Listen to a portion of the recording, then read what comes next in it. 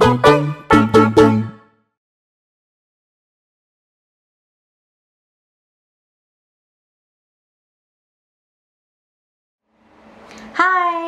Thanks for clicking into this video.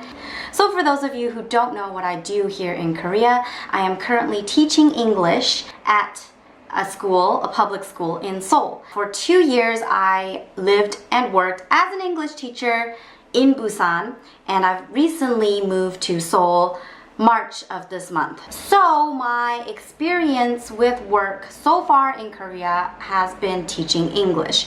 However, in this video, I am going to talk about the little smaller part of my experiences here applying for a job that is non-teaching in Korea, and I will tell you, based on all of my research, what I know about applying to and getting a job in Korea that is not teaching English. It is not easy to get a job in Korea, whether you are a foreigner or a local Korean. So let that sink in. As a foreigner, there will be additional problems, obviously, because every country offers the local citizens the most favoritism. So they will obviously, Korean companies will obviously try to hire Korean locals before you if they can at all do without you. So say you are an engineer, graduated with honors in your home country, you are very good at what you do, you have maybe a lot of work experience behind you, you come to Korea, you are a foreigner. So what that means is not only must you be qualified, you must have a visa to work in Korea. Now, Korea does not really have a lack of engineers. Many people that I've met, many university students that I've met in Korea are engineering majors, and they actually speak quite good English. So if you want to come to Korea and you're from a foreign country, you have to prove that you can be more valuable to the company than a local Korean. And it may not be sufficient just to have a diploma certifying that you are, you have graduated in engineering. It may not even be enough that you have work experience, that you speak English, because there are many Koreans who also qualify. And especially if you want to work in a big firm, you want to receive more money, you want to work for a good company that won't slave drive you, at minimum wage, working 12 hours a day, then your specs have to be higher than that of a local Korean. Not to say that it's impossible to find a job here. No, it is not impossible. Especially if you want to work part-time. It really all depends on what kind of job you want to do in Korea. It depends on how high you're aiming for, what kind of company you're aiming for. It depends on your background, right? How qualified you are. It depends on how hard you're willing to work. If you don't have that specification right now, how hard are you willing to work? You really have to go that extra mile to fulfill the extra requirements that are necessary for you to work here as a foreigner. But let me just tell you about what I know, which is applying for a corporate job, because that was what I researched, and it'll be different if you want to work here as in entertainment, as an idol or something, a singer, or if you want to work here and start your own business and do other kind of work. They will all require separate videos and separate research on my part to make that video, so I will just keep it focused in this video. I'm going to talk about applying here to work as a foreigner if you want to work in an office, so in a corporate environment, whether that's doing administration, human resources, accounting, etc. for a company. First of all, the biggest and foremost issue is a visa. You can't work here legally if you do not have a certificate from the government proving that you can legally work here. They will not be able to pay you wages without fear of getting in trouble And so companies will not hire you if you don't have that visa. There are many types of different visas. I will just list the most common types that I know of that may be applicable to you. First of all, let me start with the easiest visa for you to get work, and that is the F series visa. How can you get the F series visa as a foreigner? You must be a descendant of a Korean. So that means your mom and or your dad or both are Korean. And I'm not sure if your grandma is Korean, like if your grandparents are Korean, if that's also okay. But anyway, you must have some drop of Korean blood in you to qualify for this visa. The second type of F visa that you can get is if you're married to a Korean citizen.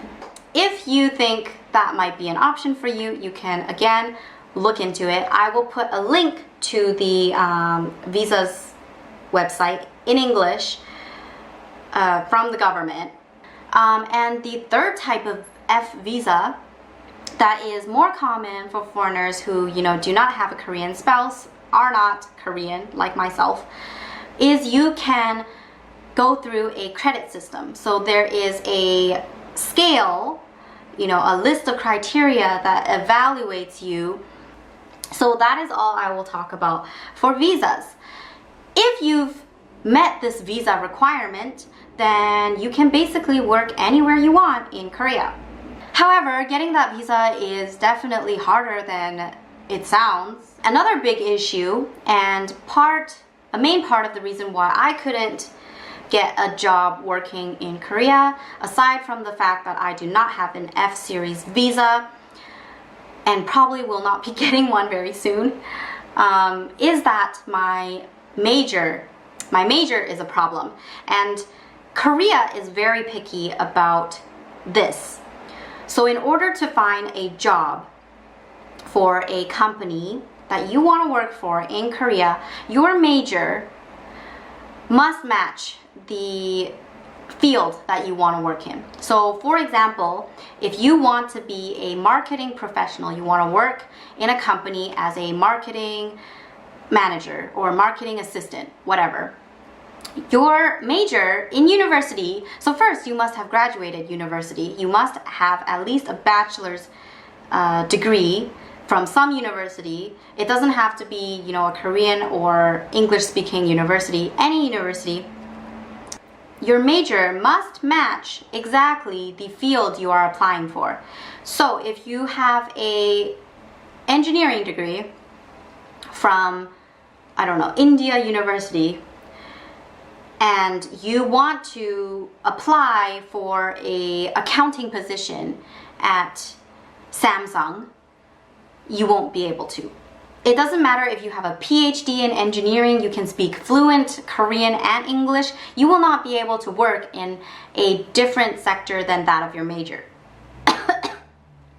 Sorry, I got too excited. Okay, so continuing, your major must match exactly that of the position you're applying for. I can't stress this enough. So I will just give a short story about my experience applying for a Korean company now to give you guys more of a clear picture of how important this is. So I applied for a bunch of Korean companies on a bunch of Korean job hiring sites. I put, you know, the application form in Korean. I wrote, what is it, like, it's not really a cover letter, but basically the same thing, you know, introducing yourself, your strengths and weaknesses, why you want to apply for the company, stuff like that, all in Korean. I had, of course, some help from my Korean friend, but it was still not easy because, you know, I mean, you can't get someone to write it for you unless you're paying them, right?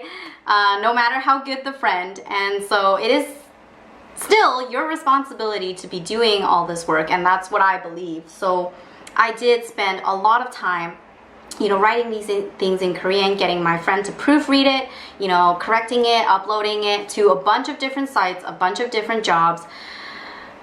And I actually got a few interviews, which actually was way beyond my expectations. So anyway, I went to the interviews. I did the interviews all in Korean. One of the people that I met actually allowed me to speak English for parts of it because I was like, I don't know how to translate this in Korean. One thing you should know is that in an interview, and if you're working in a Korean company, you must speak what is called 존댓말, and that is a very high, honorific language that you speak to people older than you and in professional settings. And it is way more complicated than just knowing 오빠 사랑해, 밥 먹었어? Like, this is all very informal. You need to speak business, right? You're working in a professional environment. Your superiors and coworkers probably will be older than you. So you have to speak with very polite, and it is not just as simple as adding a please at the end of every sentence. The whole language structure and grammar and vocabulary changes. So that is something you should know first about Korean language, is that the difference between the different levels of Korean are very different. I can't really explain this well enough in this video, but when you start learning Korean, you'll know what I mean. And so I had to do this interview, back to my story, in formal Korean. And mind you, my 존댓말 is not bad. Like, I can get by speaking 존댓말 and not really offending anyone. But my Korean's not perfect. And it is way, not even close to perfect.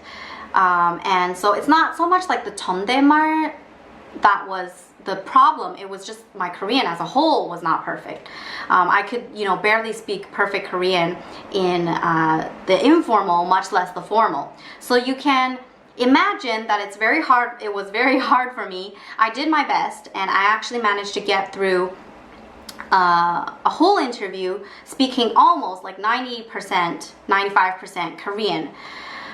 And the person, like the hiring manager that interviewed me, actually was very impressed with my Korean, considering that I've only been here, like, it was last year, so like not even 2 years in Korea, and I had studied all this Korean by myself, and he was very impressed when I told him, and he was like, oh, like maybe this girl has potential to develop her Korean more in a working environment. And that's what he said. So my reason for saying that is not to show off my Korean skill, is to say that these managers do recognize you for your hard work, and they will understand, like, they don't expect you to speak perfect, fluent Korean like a Korean person.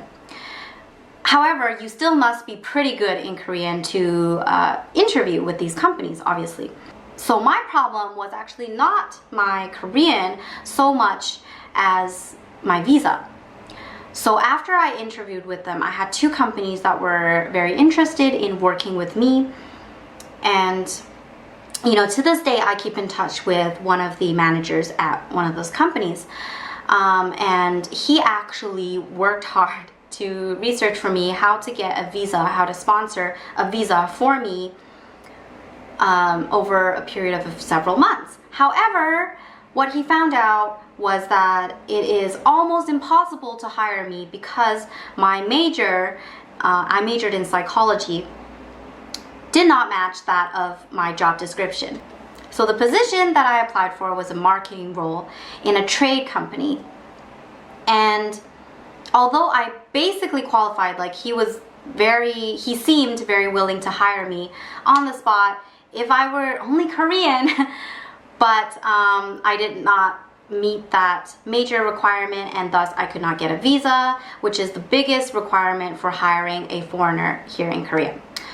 So what I want to say in short is that you must satisfy that visa requirement, and then you must satisfy the work requirements and the language requirement and so forth.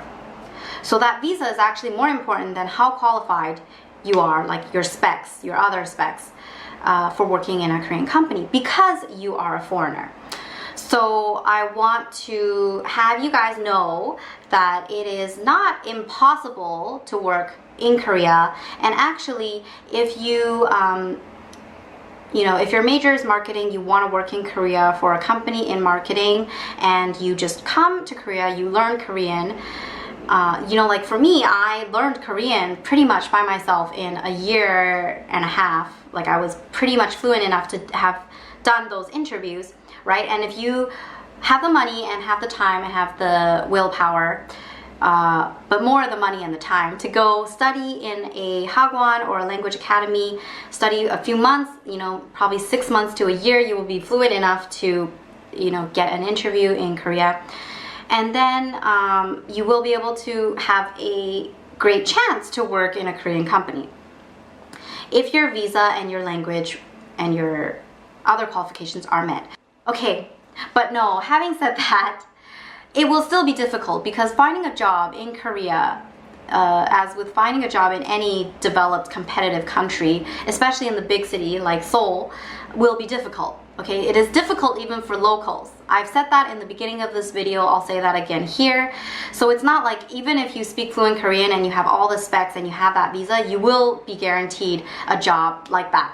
I don't want to mislead anyone, but I'm just saying that if you have that visa, you speak the language, and you have decent work experience, you will have a chance with other Koreans.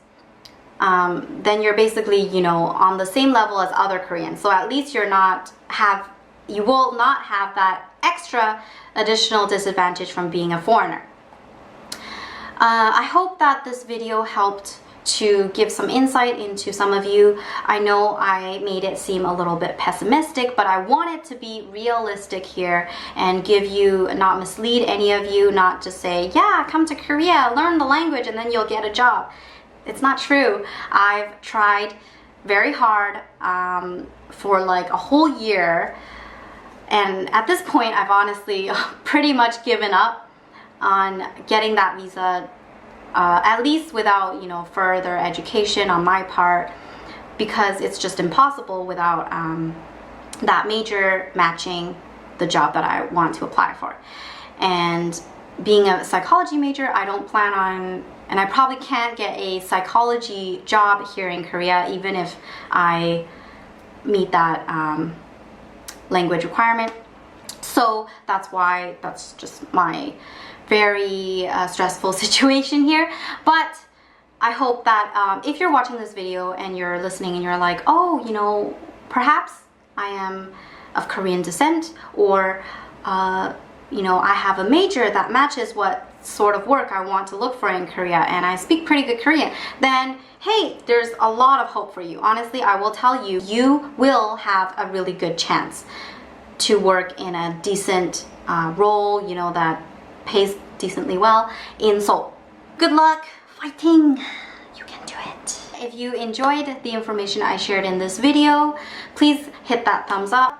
It will let me know that these kind of videos are useful and will motivate me much more to make more videos like this. And if you have any other questions that I have not covered in this video that is not about specific details of visas, I don't work for the Korean government or the visa center, tweet me, Instagram me.